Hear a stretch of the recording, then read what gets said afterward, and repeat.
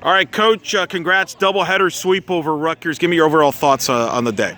I'm very proud of how we played and pleased with how we played because Rutgers is a really good team. They have, I believe, very good pitching. I mean, they were the first one spinning it, and then the second one came in, and I mean, to complement each other, she was throwing some gas. So I just like how we stayed in each at bat and made things happen. Got leadoff on, moved people over, and utilized the bunt quite a bit. So we'll continue to do that and put pressure on their defense. Obviously, another great outing from Grace. Had a no-hitter going into the seventh inning, gets her second consecutive shutout, and then Sarah follows that up. Complete game, 7 strikeouts, giving up just a 1 run against the Rutgers team that was coming in hitting .326 in the country, 22nd best. Talk about those two. Yeah, I probably should have talked about that because it all starts, with the heartbeat is in the circle with our queens. They did a great job, and we're starting to find our rhythm as a team behind our pitcher. So love how they commanded the game, and we got 14 leadoff outs for the day. So that helps us a lot when just continuing to collect outs and getting us back in the dugout. Speaking of finding your rhythm, you guys went through a little bit of a rush path, but you guys have turned it around. 7 wins in a row. How does it feel to get back into playing UCF next football? Or sorry, softball. It feels good. It feels good. We're obviously continuing to keep getting better and just sharpening up our tools. And that's exactly the message that I talk to them about is if we think that we have it or got it, then we'll be done. And I think we're still learning those pieces because we had a lot of confidence and belief in ourselves from last year.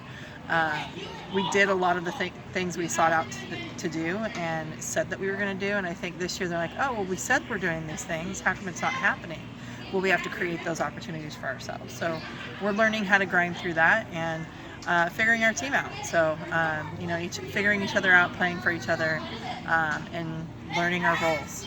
Well, you're talking about protect the queens. I mean, Kennedy Searcy did her part with 2 catches, foul territory in the first game. Aubrey Evans diving play second. But just talk about your defense because they're making plays, throwing out a base runner as well across the board. Yeah, they are all doing a great job of protecting the queen, and I think it starts with the queen, and we talk about that. The queen sets the tone, and yes, we expect lockdown defense, but that mindset and just the face of the team needs to come from who's ever in that circle.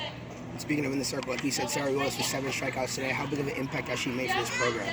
Oh, huge. I mean, she came up after they got the base hit, scored that run and got a leadoff on with the base hit up the middle. I mean, she can do a lot of things. And right now, we're probably not utilizing all of her skills every game, but her main goal is to be a queen in the circle. And so just seeing how she's really developed and just become super dynamic with her pitches is exciting to see, and I'm excited to see how much she continues to grow. I don't know if you've ever been in a coaching career, been part of a rocket launch during a game.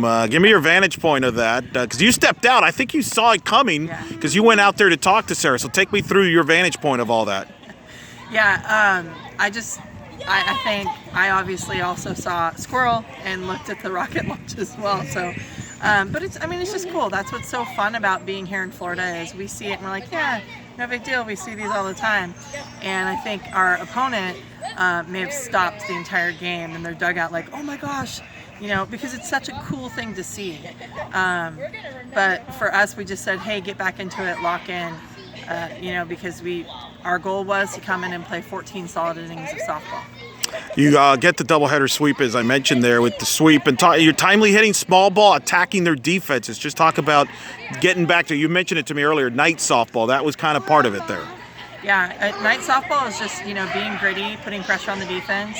And then our bats start, always come about when that occurs. Like, we lay down the bunt, get a run in the first game, and then we come up with that, a clutch hit later on in the game, in the first game. And in the second game, just really utilizing, our offense as far as our base running and our speed, and then Chloe coming up with a really big hit later on in that game. almost nearly 1,000 people here for a 4:00 Tuesday game on a day where baseball's playing, a sellout crowd there. Just talk about the support again, a Tuesday afternoon against Rutgers, and just support all across the board for both baseball and softball today. No, I thought it was really cool. We were all talking about that like just amazed how Night Nation will just come about in times of, like you said, a Tuesday afternoon game, and it makes us feel like we're definitely supported, and every game is a big game for us. So I love how they get involved. They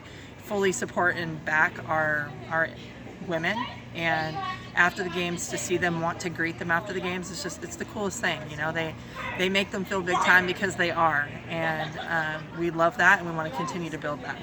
Obviously, now you go on the road to Stillwater against a future conference mate in Oklahoma State. They're ranked second in the country. You got Arizona State, number 22. It's a marquee tournament of the weekend. Talk about that tournament coming up in Stillwater. Yeah, I like the momentum that we have going into the weekend, and I think it's just going to be really good for us to play those opponents moving into the beginning of our conference. I think every conference opponent is tough. They're all gritty. It doesn't matter, you know. But we're not overlooking the fact that we're starting off with Wichita State, who we finished with last year, and so we know that that's going to really set the tone for what the conference is going to look like, and just get that momentum moving forward. Cold day here. It's going to be cold in Oklahoma, like you said earlier, but you guys are definitely on a hot streak. What's the mentality going into this tournament? Yeah, we'll just stay warm, and they stay pretty active in that dugout. You know, being in the dugout now, I hear all the chatter and how much they're moving around, and so I think that they'll generate heat and we'll be okay. I have my one non-softball related question for you. So, what's your favorite movie of all time and why? Ooh, okay. Armageddon, because I love Bruce Willis. I used to be a diehard fan, but you know, got to have more family oriented. But love that movie, and I love the soundtrack in the movies. Well, that's fitting. You did Armageddon on a night where the rocket launched. Very good. Exactly. Yeah. Thank you guys. Thanks, Coach.